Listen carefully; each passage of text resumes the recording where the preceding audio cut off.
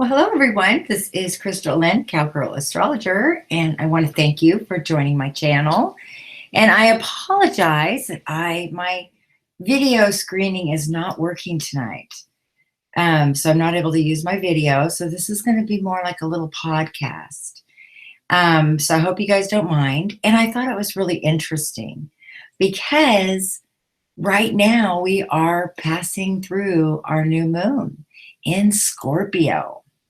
And so I thought it was kind of cool that, it's like, oh, I can hide behind this screen right here. And honestly, I, wasn't really feeling the whole come out and, be on a video vibe. So I hope you guys don't mind. A little different tonight, but it's kind of like listening to the radio or something. So let's get into what's going on up in the sky right now. This is going to be a short little message to just, let us all get a feel as we enter into Scorpio season. Right now, as we speak, Sun, Moon, and Mercury and Lilith are in Scorpio. Now, I've been saying this in some of my past videos, and this is part of the final stage of the story, you guys. We've been through, let's just go back one more time to 2012 when Saturn was in Scorpio for 2.5 years.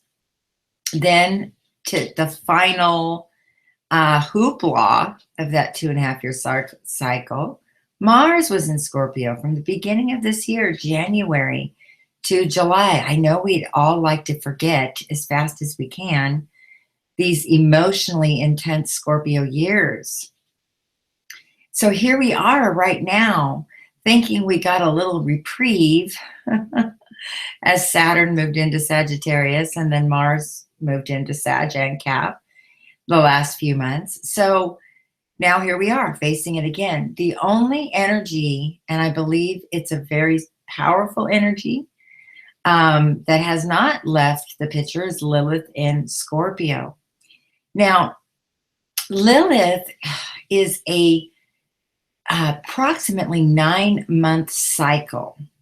Okay, and I've talked about this before, but when you go to school, you grow up, you're going to school with all your friends, elementary, junior high, high school, you will be sharing a Lilith placement with most of the kids that are in your, going to school with, depending on your degree. Some will be ahead of you, some will be behind you. But haven't you ever noticed that when you get back together with people that you graduated from that year, you all had similar experiences?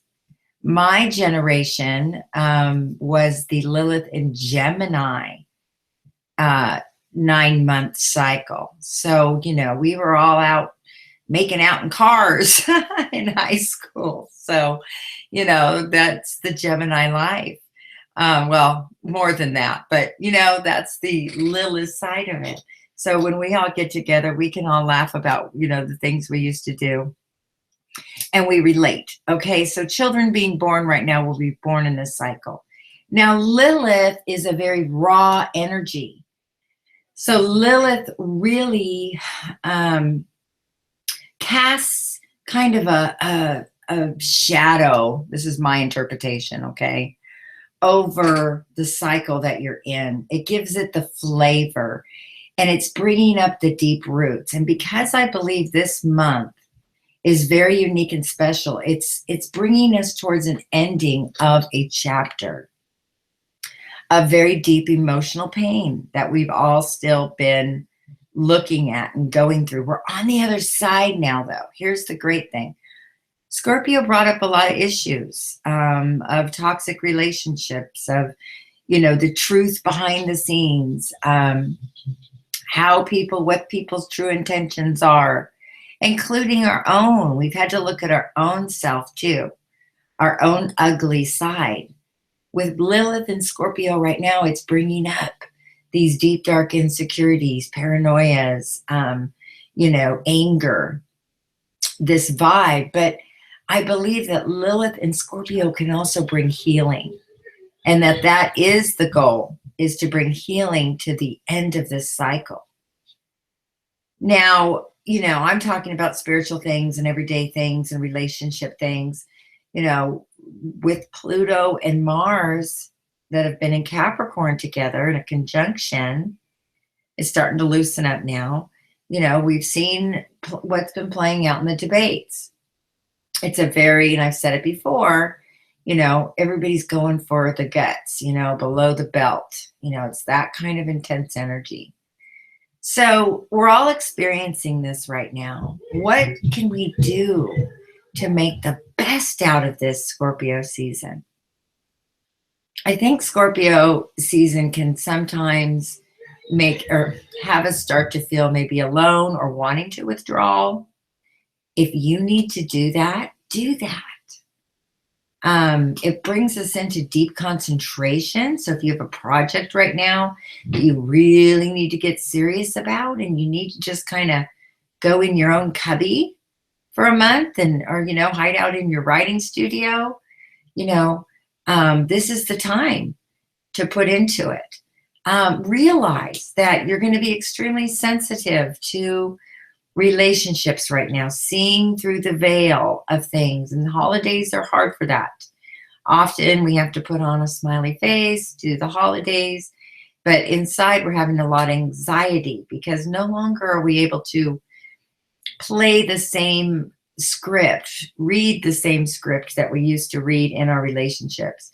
Issues like codependency, issues like enabling, issues like, you know, just, you know, toxic situations are all brewing, bubbling at the surface now. Okay, this has been a 4-year process. And I believe that this season can be a deep healing, like seriously deep healing. Scorpio can often be the surgeon because they're able to really gently and meticulously go in for long periods of time into very intricate work. And they're not afraid to, you know, if you're doing surgery, you're opening up body parts. They're not afraid of the blood. And when you're doing some deep healing, whether it's emotional, psychological, or physical, this is a deep time even physically. If you've been dealing with a physical body problem, physical internal, or your pain or any of those things, Scorpio can really represent going in and quietly calming things down enough to generate healing from within yourself. Okay, so this is a time right now to pay close attention to where you're putting your energy.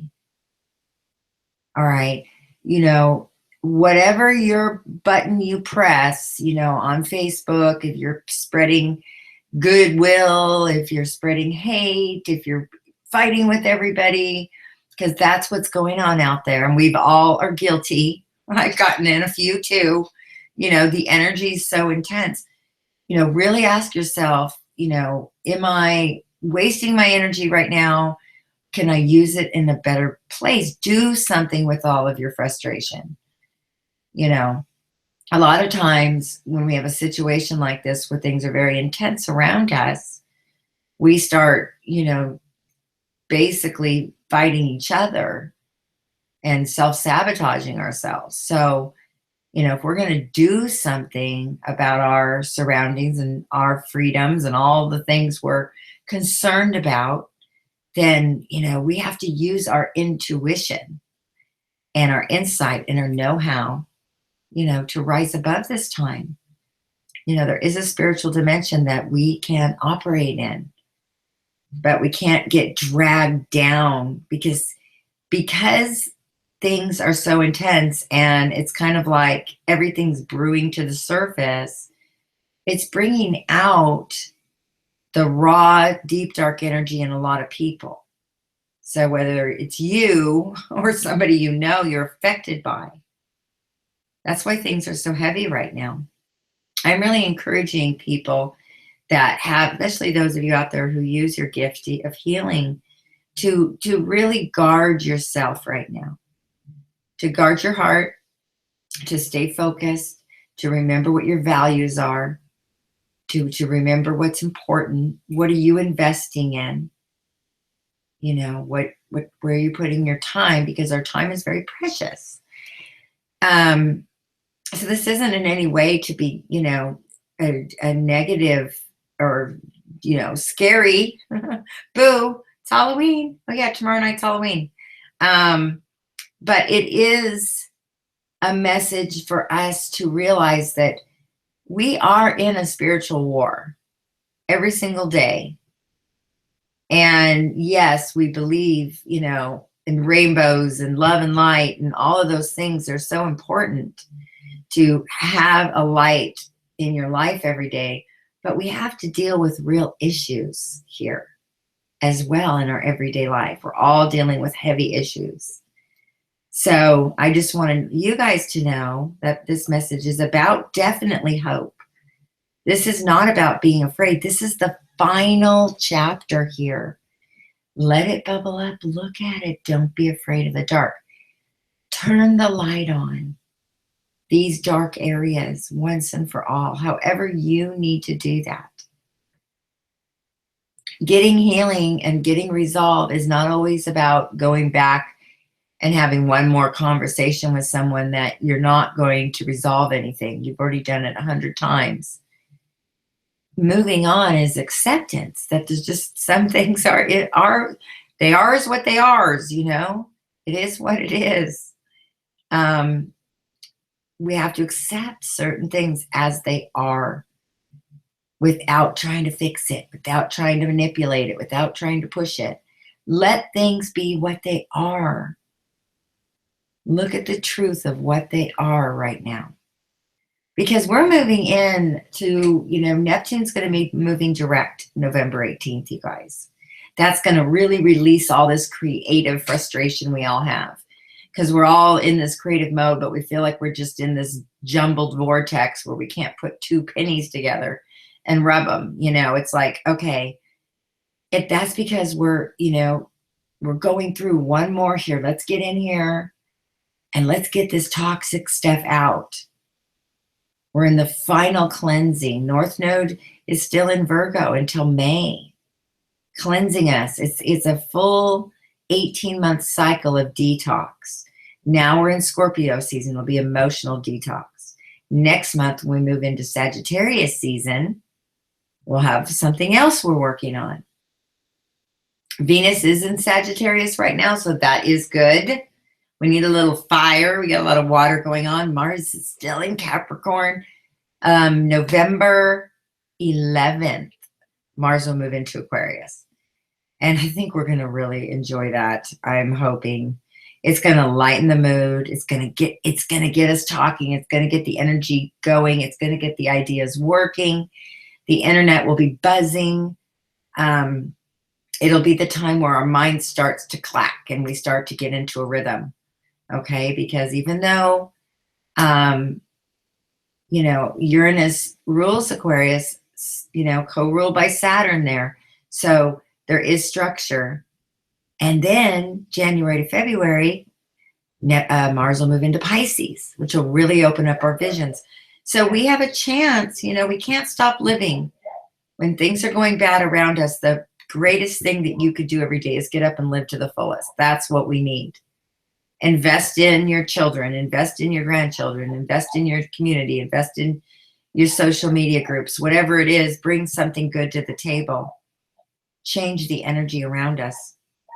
We can move the energy, or we can get caught up in it and we can rise above it. Okay, so just, you guys know what I'm talking about. This applies to each one of us differently.